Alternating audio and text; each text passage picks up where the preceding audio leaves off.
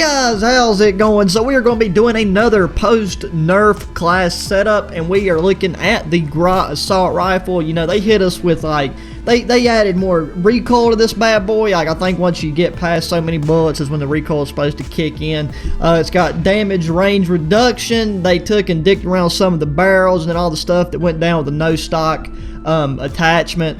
So this right here, I tried just an insane amount of combinations and attachments over the past like 24-hour time period, which is why there was a longer gap than normal in my posting. Okay, so I took and we basically wound up back to where we was to start in terms of the class setup, because I mean a lot of the attachments that was good then are still good now. It's just this thing is basically at the point to where it's firing Nerf darts, but it's still usable in regular multiplayer. But it is now kind of low. It's definitely a lot lower on the totem pole in terms of your better assault rifles and your better weapon options. So I wouldn't be running this. I have no plan to run this in Warzone ever again unless they end up coming back and buffing it a wee bit, and I don't see myself using it in multiplayer much anymore. So I'm glad that I was able to get this bad boy gold when I did for the Damascus grind. I mean, like I said, this thing right here is I call it a DLC weapon, so that it's not really, you know, required in getting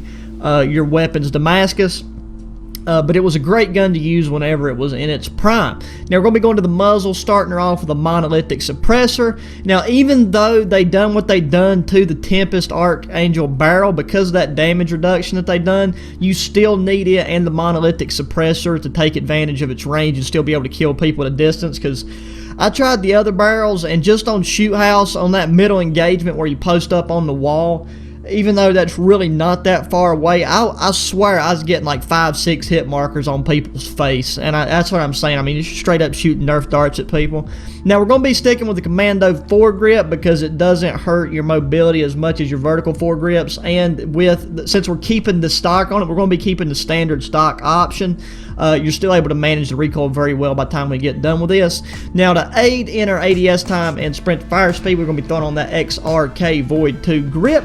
Then we're going to go over to ammunition and throw on the 60-round mags. Now, you know, the ADS time on this is not the best, but it's not horrendous, okay? So, I mean, this thing right here, to be able to maintain its accuracy and its damage range, this is just it's your best option. You're still going to want to have that 60-round mags if you're playing regular multiplayer, or for some unknown reason you really just feel the urge to use this in Warzone. If you wanted to take off the 60-round mags and run the standard mag just to improve your ADS time and stuff just a wee bit more, then you could run sleight of hand. That would be another option, but I much prefer to have the 60-round mags on there. Now, before we hop into a game, full class rundown, we got the Grau. I got the SHADOWSIGHT do jig on there. Apparently, I don't even know what that is. Then we got a Renetti Burst as our secondary for perks. We got EOD Ghost, and we got Amped. This was from the last class. I'm just going to leave it on there for now. Lethal, we got a frag grenade, and for a tactical, we got a stun grenade. Then to the Shoot House 24/7 playlist, we got Team Defender. You know, still getting used to this game mode, just in sense of just how it plays. But the only thing that I really got against it is the way that spawns are working, where it's 8v8. The spawns seem to be a lot worse in this game mode for whatever reason, but we'll make her work. Let's just keep the fingers crossed the internet somewhat holds itself. So let's see if we can snag somebody before we get sniped. Okay, that right there was kind of a cleanup shot, but I mean, you see mounted, the accuracy and stuff's not too shabby. It's really just that damage range that's going to hurt you. Like, my God, teammate, just go give me a stroke at the beginning of the game. A stroke and a heart attack all put in to one. We just got quickity scope. Now, I've actually got a class setup that's going to be dropping next, hopefully, if all goes well, for the Rytech AMR Sniper, a quick scope class setup that just absolutely beats people's baked beans sideways. And I mean, it is just amazing if you're into sniping. Like, I mean, I'm definitely not somebody that has ever been big into sniping and Call of Duty or quick scoping or none of that, other than just the occasional, you know, fun private match with my buddies or something, or just trying to mess around with it a wee bit in multiplayer. But that class setup, it's pretty nifty, so be looking forward to that if you like snipers or you like the AMR, because it's definitely my favorite sniper just in terms of being fun to use. But I mean, okay, so let's get back to the Grau. That's what this video's about. We got to keep things. Look at that, bro. We got to keep things on topic. Okay, so let's see if we can Oh, I swear, you know what? That was lucky. He got a lucky headshot on us. So, I mean, look, so let's touch on the ADS time real quick. So, look, ADS time, to a lot of people, that probably seems extremely slow. Where I've used every gun in this game in different variations, I mean, I can tell you that it's not that bad. It's really not. You just got to be a little more mindful and pre-aim whenever you're going to areas that are like high traffic areas where people are more likely or most likely to be posted up or already pre-aiming themselves. As long as you can do that, you shouldn't really have an issue with losing your gunfights unless you just miss in terms of accuracy, or somebody has a gun that's more suited to whatever range you're at. Like, you're still going to lose a lot of your close range engagements to subs if people are accurate, and then vice versa with people who are using weapons that are better equipped to handle long range engagements. Okay, I can't tell where these pussies are spawning. I think they're okay, so they're to the left of us. Okay, yeah, this VTOL right here is just not doing me any good. Teammate, that was my kill. That was supposed to be mine, and you just straight up yanked it from me. Let's see if we can back up. These guys should be pushing this left side unless they're all just going to hang in the back right there and try to protect the guy with the flag, which wouldn't be too shabby of an idea. That guy, whoa, whoa, whoa, whoa. Okay, we about failed. We about had an epic fail right there with the Batman maneuver, but we'll get it. There we go. See, what gun did he have? Okay, yeah, he had Nuclear. That Nuclear definitely, it spanks this gun in every way possible now after this little Nerf situation they done to it. I mean, I had a really good hardpoint match with it about 2 matches ago whenever I was just trying to warm up a wee bit. And I went 60 and 27 with it and still had 2 minutes in the hardpoint. So, I mean, like I said, it's still got its place in the game, and you know, I mean, if you want to get it Damascus or Gold, or you just want to use it, you know, like, it's still usable by any stretch of the word usable.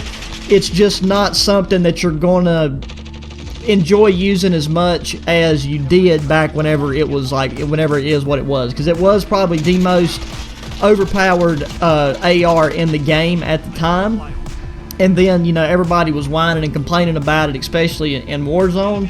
So they was just like, I guess the developers just got tired of hearing about it, and they're like, okay, we're going to turn this gun into just a moldy potato right away, so we ain't got to list the people's trash.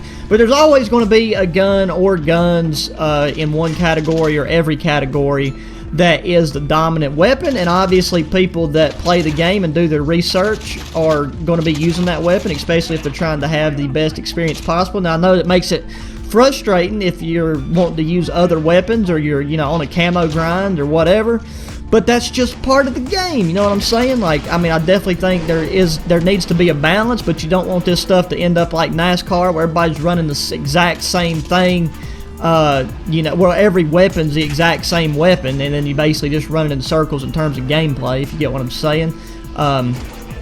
But, you know, I mean, it's still a fun gun to use, but it's just a lot of your shorter barrel attachments and stuff are going to be rendered useless unless you just want to run this gun in hardcore, because, I mean, in hardcore it's still, you know, it's still decent, but you will find yourself getting a handful of hit markers and stuff even in hardcore at certain ranges. Which, you know, I mean, if you're playing against people who are using their other ARs and stuff, it can be really frustrating to lose gunfights that you wouldn't lose otherwise. See, right there, I mean, I lasered that guy in the head, but we just kind of ended up losing that gunfight because of the damage reduction at range, even though that was about a medium range engagement. So you may, like, at this point, we've covered all the technical aspects. This match is about over. You know, this is a video that's probably going to just only be suited towards some people who are really just interested in a specific weapon. But I just thought I'd go ahead and make it and get it out of the way. So this isn't something that you would want to waste your time dicking around with in terms of using this class setup. Just unless you're curious about, you know, kind of comparing what this gun was to what it is now, if you was able to use the Grau here or there back when everything was still phenomenal. So look at that. We top of the leaderboard, 18 and 12. So not a good KD, but just, I guess, average by average standards. But I hope that this class setup for anybody that does want to use the Grau will suit you fancy, because it truthfully is still about, I mean, it's got to be about the best option you got if you're going to use this weapon. But as always, guys, thanks for watching. Be sure that thumbs up button, subscribe if you haven't already, share with your friends, and until the next one, adios.